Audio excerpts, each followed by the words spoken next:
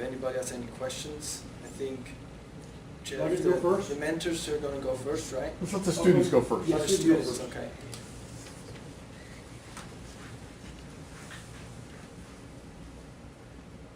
Come on, guys.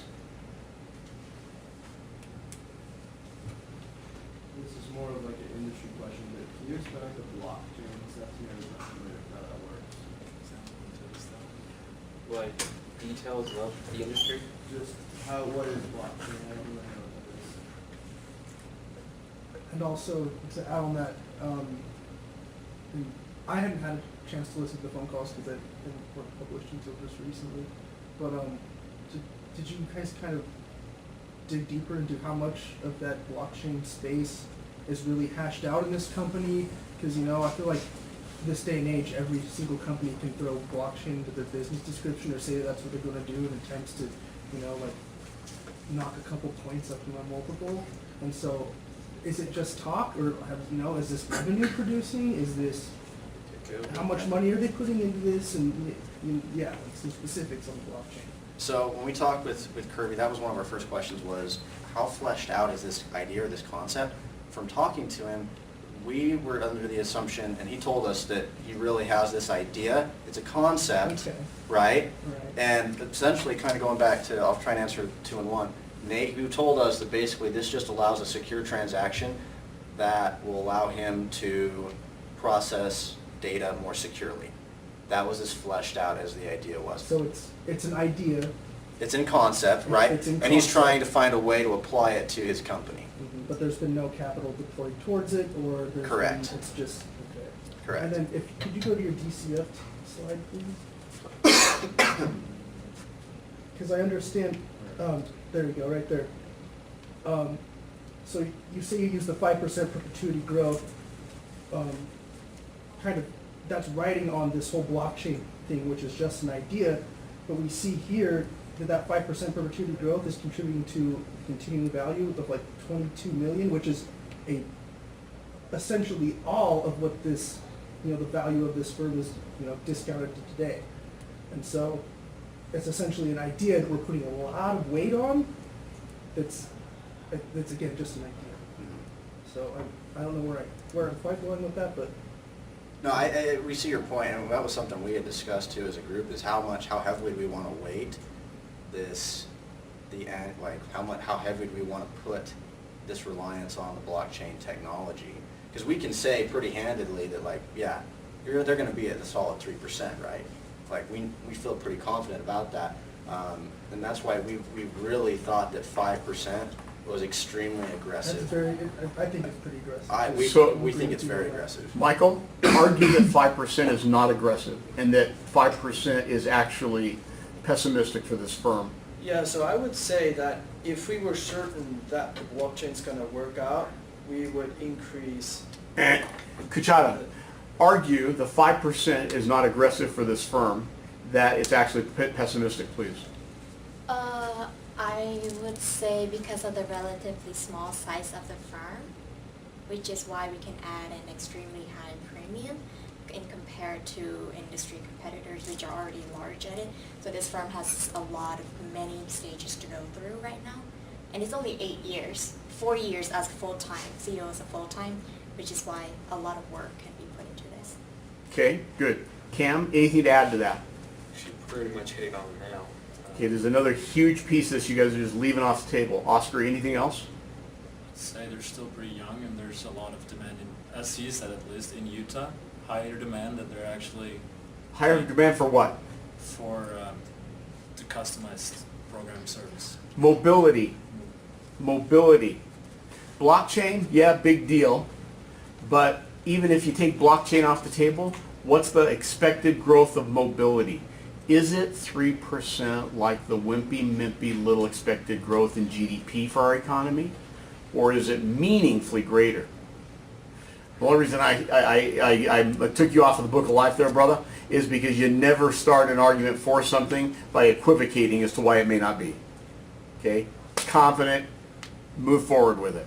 I think we threw up, correct me if I'm wrong, but I'm pretty sure if we had decided to move forward on aggressively, it was somewhere around was Could it go like up to 12%. yeah, You know, we're 12? thinking In 12. perpetuity?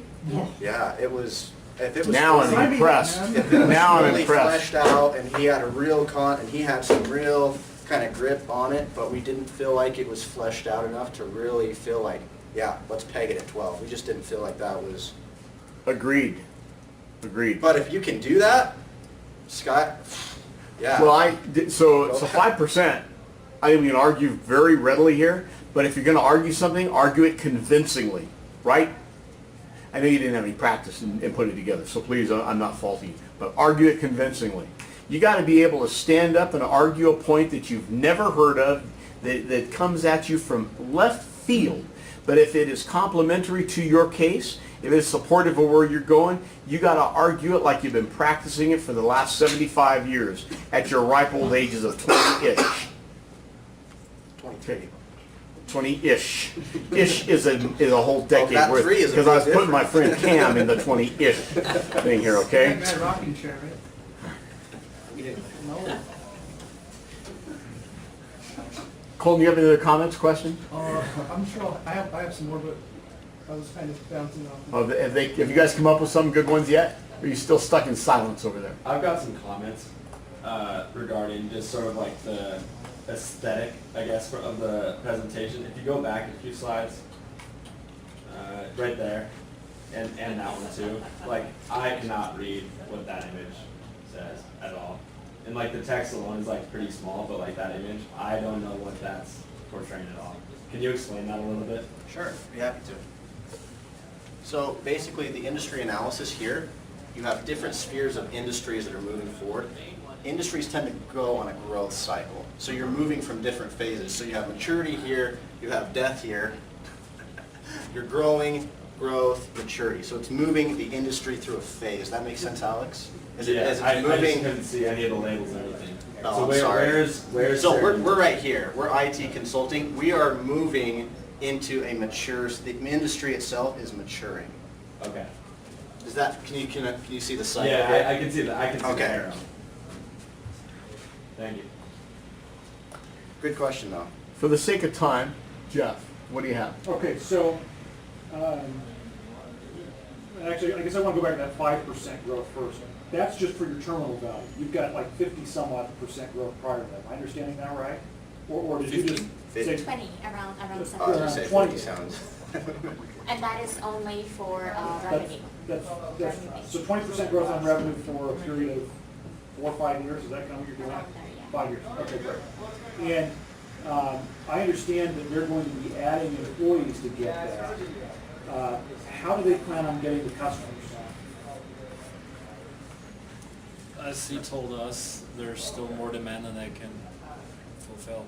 So are their current, I mean, if you look at their current operations, their current employees, are their current employees maxed out? Are they turning away projects?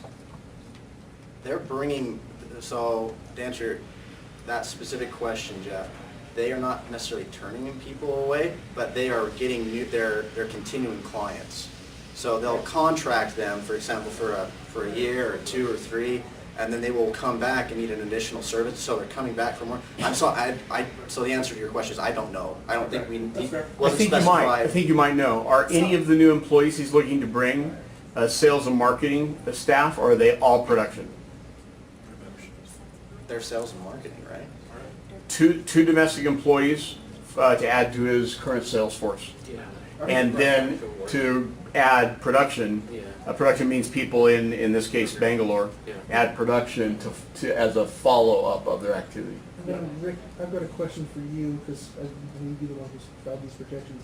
But are these new hires, is this reflected in our projections in terms of management and sales expense and programming labor? Because it looks like those are just kind of following like the same kind of linear trend year after year, whereas I feel like if we're going to be taking on, if there's like a very, new hiring initiative, we're going to see some very visible increases in operating expenses as far as the sales staff. So that's a good question. The numbers as Cerenimbus presented them to us, they believe those numbers include Okay, so they believe their those- growth of staff and their growth of sales. Okay. That's what they believe. But do we see in any of those numbers the bringing on of a whole new facility or bringing on of 2 new very productive salespeople, and I might argue that we don't see it. Right. At least we don't see it being very productive very rapidly. They're also, oh, go ahead, Jeff. No, go ahead. So they're anticipating also that additional 15 to 17% in government contracts year over year, moving forward. And that 15 was on the low end, 17 was on, so that's the range, that's the spread, is about 2%. You might have had this in here, and I just didn't see it, but do you have historical revenue growth, and how have they been growing historically? I don't know, we don't have the historicals in here, I'd be happy to get those for you, but it does. Yes, they have them. They just We've don't got have them, them. it's just not up here. I'll tell you, one critique of the presentation is there was, so last, 2 weeks ago when we met, we had I put my glasses on to see the presentation and see all those little numbers. This is a huge improvement over that, but we may have swung the pendulum a little too far because there's no historical numbers in here. So when I'm seeing 11 million, 14 million. You wanna know where it's coming I've got no from. bearing as Yeah. to, if Sure. this is if this is $1 million in revenue, or if this is, I mean, you had in there when we got to the market multiples, you had there, if they're $1.6 million or $1.7 million. Okay, so on your WAC calculation, I got 2 questions. Why did you choose the 10B size premium, the 10B decile for size? We believe that in the company is a lot smaller than the 10, just the normal 10 size, which is the cap is at 267 million market value. Okay, so are you aware of what companies the 10B decile includes? No. So if I told you that it includes mostly bankrupt companies, struggling companies, companies traded on the pink sheet, would that change your use of that decile? Probably, yeah. Probably. A little bit. So that's, 10B was started being published 10 or 15 years ago, and people started using it, and then it got hugely critiqued, and basically nobody uses 10B anymore Okay. because it's mostly bankrupt and struggling companies. So that's just for you to be aware of. The second question on your WAC calculation, how'd you get your tax rate? 21% of 2018 tax rate above Is that- future tax I rate. know, so where'd you get that 21%? It's corp tax rate. For what jurisdiction? US. US. Do these guys operate in a state? No, No, they they don't. No, they don't operate in the They don't state? op- So their workers aren't in the States, but they're mainly based in Utah. So Well, their and- customers are mostly from And Utah. that's my point. They're mainly based in Utah. What's Utah's state tax rate on corporations? I don't know. 5%. So your tax rate should be, it's 21% plus, On top of the but it's not plus 5% because you get a tax deduction on your state taxes, so it ends up being 24.95%. Okay, all right, thank you. And then, so one thing I'm curious about, this is coming back to that growth concept. And I don't know if this is relevant or not, because I don't have the historical in front of me, but did you look at sort of valuing it in its current structure, absent additional employees, absent growth, and comparing that to the this plan to add employees to figure out how much of that, again, roughly $12 million value is being derived from that growth anticipation?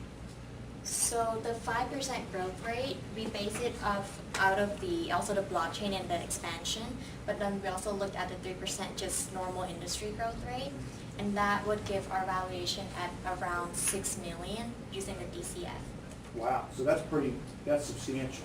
Yeah. So one thing I like to do in projects like this is if they're anticipating a major change, I like to look at it 2 different ways and say, okay, what does the company look like today if they don't anticipate this growth? They just keep going on the same path they're going on. How much value is there in that sort of assumption? And then how much value is there in that growth assumption, and what's the delta? To figure out how much of that value is really coming from growth versus coming from the existing structure that's there. So, last question. You chose an EBITDA multiple, and you kind of explained why you did that. Is there a reason you didn't consider a sales multiple? Because the company is relatively, they're not that much of a startup, and yeah, that's part of the reason. It also gave the same value. And that's one of my questions for you. In theory, so you picked the median EBITDA multiple. that's something that is easy to default to. We just pick the median. We got 10 companies, I'm gonna pick the median. Are they really comparable to all 10 companies, or are they more comparable to a subset of those 10 companies? And so that's an area that I would frequently challenge people on, is if they're just picking the median because we pick the median, we always pick the median, that may not make sense. And one way you can test that is by also looking at a sales multiple. If your sales multiple and your EBITDA multiple are really different, that would tell us that maybe there's something going on there that we shouldn't accept, we shouldn't just default to the median. The other comment I'll make is that service companies and software companies are typically traded on sales. And so I would almost always default to an EBITDA multiple in most industries, but service and software are two industries that I would generally default to a sales multiple. Good to know. Could you go to the comparables slide, please? By the way, why would he default to his EV sales multiple? What is it about a service and a software company that would cause that? Lack of assets, lack of physical assets. Lack of depreciable assets, and isn't the vast majority, they don't have a big cost structure, right? Yeah, I think in part talking about the industry, that was Right. relatively low capital costs. Okay. Most of it's coming from paying their people. Yep. Yeah, I mean, the number one asset, in those, the number one expense in those businesses is your people. So I have a question, and this is open to anyone, but for these comparables, do we want to be using, say, custom software development for the health industry as a comparable, or like developer of investment and portfolio management software? Because I know they're both tech related, but those are like software product companies, whereas, you know, this is an IT consulting company, which is going to have a very different kind of sales structure. Those two companies are selling their product, which is their software, or this is going to be selling a different mix of services and customized solutions.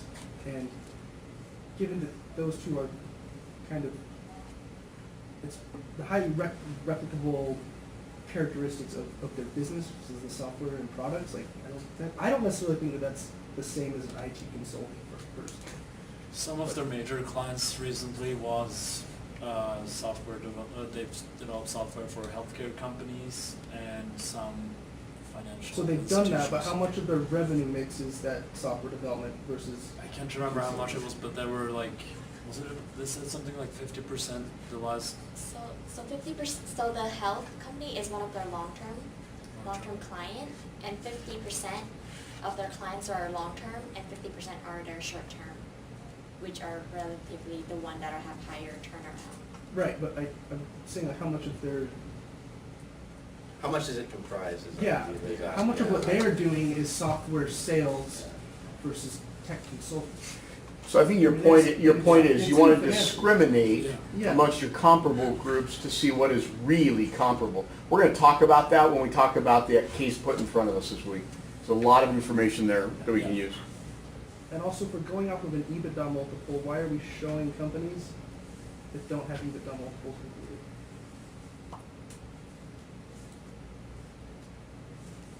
Lack of experience. Okay, good enough. Hey, real That's okay, quick, that's okay. like Jeff said, this is head and shoulders improved from last week. I think there are still a few slides that have text that we can't read. Some of that's just way too compressed. There's some slides that have graphics that you didn't take the opportunity to completely describe. So if you're going to put a graphic up, be willing to give a rich story with respect to it. The only other thing I wish I had time to do, and I just don't, is to grab like a couple of you and say, Oscar, you got 3 minutes, sell me on this company.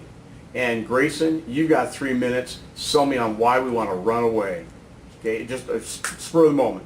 But we don't have time to do that. But know that you want to be able to do that. What I didn't see as much of here as I might have liked, and you had 5 minutes of time budget that you could have then devoted to this, is I didn't see as much of the convincing us of the story behind this company as to why the numbers you're using fit that and are credible. Okay? You can do a lot more with this.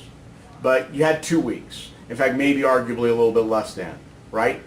We have, from today, we are at T minus 24 days and counting.